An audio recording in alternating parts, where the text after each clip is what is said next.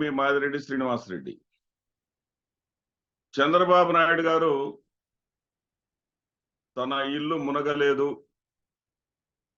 అని తనకు తానుగా ముందుగా చెప్పుకున్నారు. తర్వాత ప్రెస్ మీట్స్ పెట్టి మరి తన ఇల్లు మునిగినట్లుగా ఒప్పుకున్నారు. చంద్రబాబు నాయుడు గారు వరదల్లో చాలా కష్టపడ్డారు.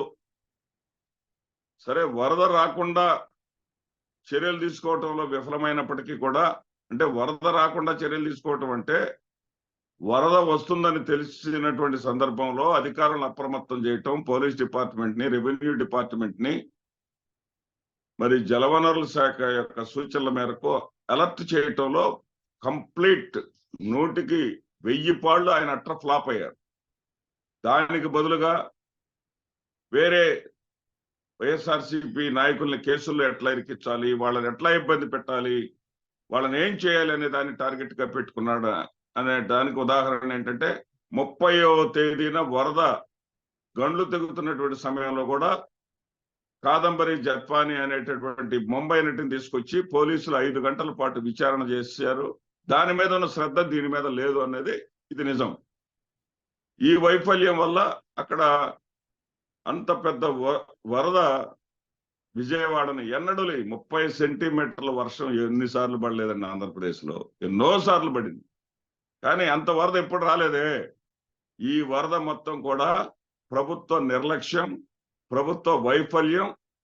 ఆ వరద సంభవించిన తర్వాత కూడా అక్కడ లక్షలాది మంది ప్రజలు ఇబ్బందులు పడతా ఉంటే వీళ్ళు వందల సంఖ్యలో సహాయ కార్యక్రమాలు చేసి వేల సంఖ్యలో ఫోటోలు పెట్టుకోవటం అదొక విచిత్రం. సరే, అమరావతి మునగలేదు, నా ఇల్లు మునగలేదు, నా ఇంటికి ప్యారలల్ గా ఉన్నటువంటి మంతెన సత్యనారాయణ గారి ఇల్లు మునిగితే మునిగిందేమో గాని నా ఇల్లు మాత్రం మునగలేదు, నేను ఇసుక బస్తాలు అడ్డవేశాను, ఇన్ని చెప్పినటువంటి ఈ ముఖ్యమంత్రి గారు, గౌరవ ముఖ్యమంత్రి గారు వరద 7 రోజులు బయటకు వచ్చిన తర్వాత ఎందుకు తిరిగి తన ఇంట్లోకి వెళ్ళలేదు? వెళ్ళని మాట నిజం కదా. ఎక్కడున్నారు ఆయన? మున్సిపల్ స్టేడియం దగ్గర ఉన్నటువంటి ప్రభుత్వ అతిథి గృహంలో ఉన్నాడు ఆయన. ఇక్కడికేం రాలేదు. సరే, అయిపోయింది. వారం రోజుల పాటు కష్టపడ్డారు, పనిచేశారు, అవసరం లేని చోట బుల్డోజర్ ఎక్కారు. నాకు నవ్వు వచ్చినది నిజంగా. ఆయన బుల్డోజర్ మీద వెళ్తా ఉంటే ఎంత లోతు నీళ్లు ఉన్నాయో అక్కడ ఏంటో అని అనుకున్నా. తీరా చూస్తే రోడ్డు అంతా కూడా చాలా నీట్ గా ఉంది, శుభ్రం చేసింది, నీటి చుక్కలేదు, ఆరిపోయి ఉంది. ఆయన బుల్డోజర్ మీద ఒక 74 ఏళ్ల వయసులో కూడా నేను బుల్డోజర్ ఎక్కి మీకోసం కష్టపడుతున్నానంటానికి ఫోజ్ ఇచ్చినట్టుగా ఉంది తప్ప అక్కడ బుల్డోజర్ ఎక్కాల్సినటువంటి అవసరం కానీ అఘాయిత్యం కానీ అక్కడేం లేవు. సరే, ఆయన పబ్లిసిటీ స్టంట్ అది.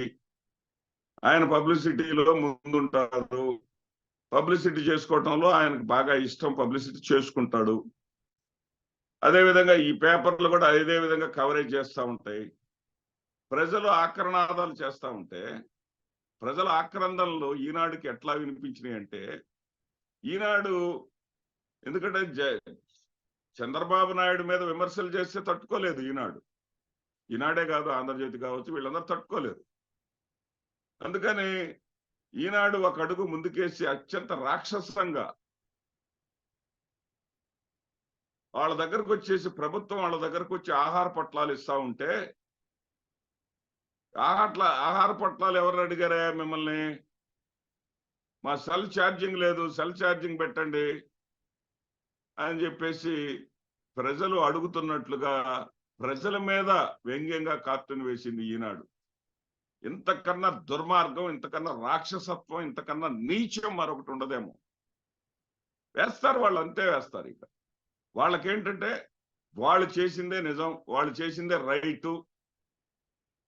వాళ్ళు నిర్లక్ష్యం చేసినా, వైఫల్యం చేసినా, ఏమి చేసినా సరే వాళ్ళు కాదు బాధ్యులు, గత ప్రభుత్వం బాధ్యులు. అన్నింటికి గత ప్రభుత్వం మీద తోసేయటమే. సరే, ఈ రోజున వైఎస్ఆర్సీపీ వాళ్ళు కానివ్వండి, కొంతమంది జర్నలిస్టులు కానివ్వండి, నాలాంటి వాళ్ళు కానివ్వండి, విమర్శలు చేశారు. ఏమిటి? చంద్రబాబు నాయుడు గారు ఇంటికి ఎందుకు వెళ్ళటం లేదు? ఆ ఇల్లు మునకలో ఉంది. మునకలో ఫస్ట్ ఫ్లోర్ అంతా, కింద భాగం అంతా కూడా మునకలో ఉన్నమాట నిజం. గార్డెన్ అంతా కూడా గార్డెన్ లో ఉన్నటువంటి చెట్లన్నీ కూడా నీటిలో మునిగిపోయింది నిజం. అక్కడికి వెళ్లే పరిస్థితి అతనికి లేదు. అందుకే కదా ఆయన ఈ రోజున 8 రోజుల పాటు వరద కార్యక్రమాల్లో పాల్గొని, వరద సహాయక చర్యల్లో పాల్గొని, విపరీతమైనటువంటి పబ్లిసిటీ చేసుకొని, లక్షలాది మంది నష్టపోతే వందలాది మందికి సాయం చేసి, వేలాది ఫోటోలు పెట్టుకొని, బైట్స్ ఇప్పించుకొని, తన అనుకూల మీడియాలో పదే పదే చంద్రబాబు 74 ఏళ్ల వయసులో కష్టపడుతున్నాడని చెప్పించుకొని విశ్రాంతి తీసుకోవడానికి ఎక్కడికి వెళ్ళాడండి ఆయన? తన ఇంటికి పోలా. కరకట్ట మీద ఉన్న తన ఇంటికి పోలేదు. కరకట్ట నుంచి నేరుగా హైదరాబాద్ వెళ్ళాడండి. ఇదే జగన్మోహన్ రెడ్డి గారు బెంగళూరు వెళ్తే బెంగళూరు వెళ్ళాడంటారు. హైదరాబాద్ వెళ్తే హైదరాబాద్ వెళ్ళాడని చెప్పి రాయమేమండి పత్రికలో? హైదరాబాద్ ఎందుకు వెళ్లాల్సి వచ్చింది? హైదరాబాద్ మీరు వెళ్ళారంటే ఇప్పటిదాకా మీ కుటుంబం కూడా ఉన్నది ఎక్కడుంది? హైదరాబాద్ లోనే ఉన్నారు కదా. మరి ఈ నిజాన్ని మీరు ఎందుకు దాస్తారు? జగన్మోహన్ రెడ్డి గారు మీకు హైదరాబాద్ లో ఎట్లా సొంత ఇల్లు ఉందో జగన్మోహన్ రెడ్డి గారికి అదే విధంగా బెంగళూరులో సొంత ఇల్లు కదా. మీరు కరకట్ట మీద నివాసం ఉండేదేమో అక్రమ నివాసం, మీకు హైదరాబాద్ లో ఉన్నదేమో మీరు సొంతగా డబ్బులు పెట్టి కట్టుకున్నటువంటి నివాసం. అవునా కాదా? అదే విధంగా జగన్మోహన్ రెడ్డి గారు ఇష్టంతో కట్టుకున్నటువంటి ఇల్లు బెంగళూరు ఇల్లు. బెంగళూరు ఇల్లు వెళ్తే బెంగళూరు వెళ్ళిపోయారు. నువ్వు వెళ్ళలేదా? ఇప్పుడు వరద పరామర్శలు పూర్తయిన తర్వాత మీరు వెళ్ళలేదా హైదరాబాదు?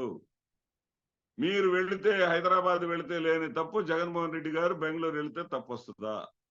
తర్వాత ఇప్పుడు మీరు రుజువు చేశారు. అంటే అటు మీడియా కానివ్వండి, సాక్షి మీడియా కానివ్వండి, వైఎస్ఆర్సీపీ కానివ్వండి, ఇతర ప్రజా సంఘాల వారు కానివ్వండి, మీ ఇల్లు నీట మునిగిపోయిందని చేసినటువంటి ప్రచారం నిజము అని చెప్పేసి వాళ్ళకి ఒక సర్టిఫికెట్ ఇస్తూ మీరు ఈ రోజు హైదరాబాద్ వెళ్ళారన్నది సత్యం, నిజం. నమస్తే.